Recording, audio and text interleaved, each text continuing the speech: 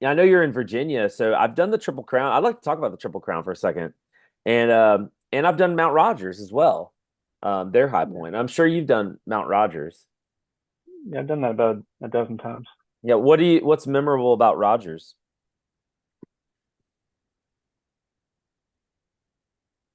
Because there's a What did you couple. say?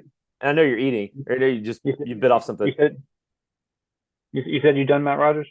I have. So I know there's a couple of different ways to do it. I came in from the north on the AT, and I know a lot of people say you got to go through Grayson Highland State Park to see the ponies and do it that way. I haven't done that. So what I do you remember always about I, Rogers? I always park at Elk Garden and come in from the west. Then you don't have to pay the state park fee. About the same mileage. But yeah, if you want to experience the ponies, you can just continue toward Massey Gap, which is where usually all the ponies are. But yeah, Mount Rogers is completely unique to Virginia. It's got a West Coast feel to it. It's kind of, I mean, you got views the whole way, and then everybody says they're underwhelmed because there's no view at the top, but it's still got a magical type of feel to it. The way the trees are that only grow at that altitude. But people call it underwhelming, but you got incredible views the whole way up to that anyway. So it's whatever. Well, it is the actual high point is underwhelming, but you're right though. So I came in from the north. Well, I didn't have to pay any of the state park fees either. And I was on the AT the whole way, and then there's this little turnoff. The whole way to it is great, but as soon as you make that little, what is it, a half mile, you have to turn off the AT, and it's about a half mile or so. Yeah, That's it's pretty underwhelming. yeah. I did that last, not this past January, but January last year in a complete winter wonderland, and that was cool. Especially Yeah. because that was the only region of Virginia that got snow. Period. And at that altitude, I mean, it was pretty much whiteout conditions. But that was cool to experience. What is Mount Rogers? I don't remember offhand. It's about 4,500 or so feet. 5728, I believe. 5720. Okay, wow. So it's wow. Okay. So I know Yeah, Clingman's for Dome. For Virginia, Well, for the whole entire East Coast, that's yeah. pretty high because what is it? I think Mount Mitchell 6,600, and that's the highest point It's on the. just deceiving because the valley is also really high. That's why they call it the Grayson Highlands. Hmm, gotcha. So, like a mountain I do a lot, kind of local to me. It's about 50-minute drive from here. Peaks of Otter, Sharp Top. That's what I did this morning. Sharp Top Mountain. I mean, they got a nice plaque at the top, or the nice sign saying, back in the 1700s, they thought that was the highest mountain in Virginia, which I can see why. It's the most prominent mountain in Virginia because the valley is 900 feet, something like that, Mhm. and the summit is 3875. So visually, back then, it looks like it would be the tallest, but not even flat top. I mean, even flat top next door is higher. It's 4,000, a little over 4,000 feet. What else is there? I know you're doing. So as far as like the Triple Crown goes, doing Dragon's Tooth, you got McAfee, you got Tinkers. Um, and there's a loop. I've done that loop a couple of times. I actually did it with Caleb, probably a year ago. But I've done that Hmm. loop a couple of times. I mean, to drive up from Alabama just to do that. I mean, it's a Yeah, big I deal. know. I know. Yeah, a lot of people travel a long way for it. It's like right in my backyard. Yeah. I've, So, I've, only, I've only done the full loop twice. I plan on doing it again. I feel like March is the best time to do it. I'm gonna do it later this month. I got a buddy of mine. We haven't even run together yet, but we plan on running together and see how fast we can do it. I want to see how fast I can do it. I want to look up the FKT. Do you know it offhand? It's stupid fast. It's really uh, insane. it's like 5 or 6 hours. It might be 5 hours or so. It's crazy. And what is it? Is it 40 miles? About 36. 36 miles to do the whole loop.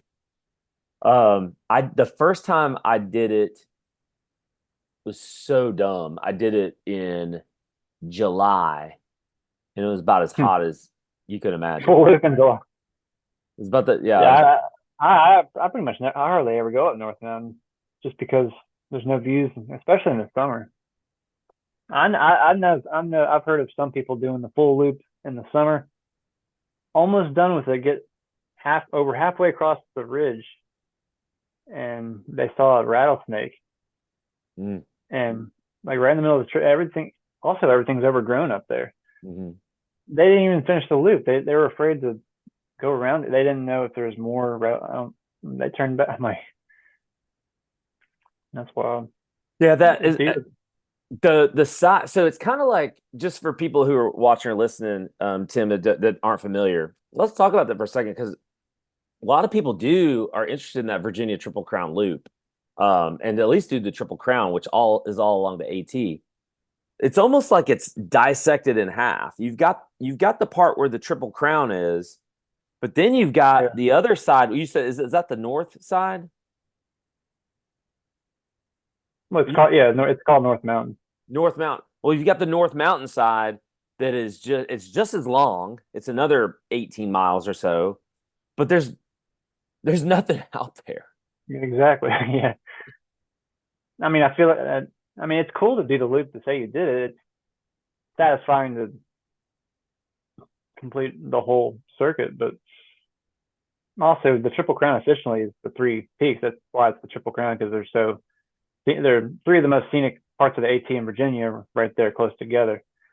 So I mean, I recommend to people if you want that similar mileage, just do it point to point and continue past Tinker Cliffs and hit Hay Rock, overlooking the Carbon Scope, and then you got gorgeous views over there too. So I've done the Triple Crown in one day 25 times now.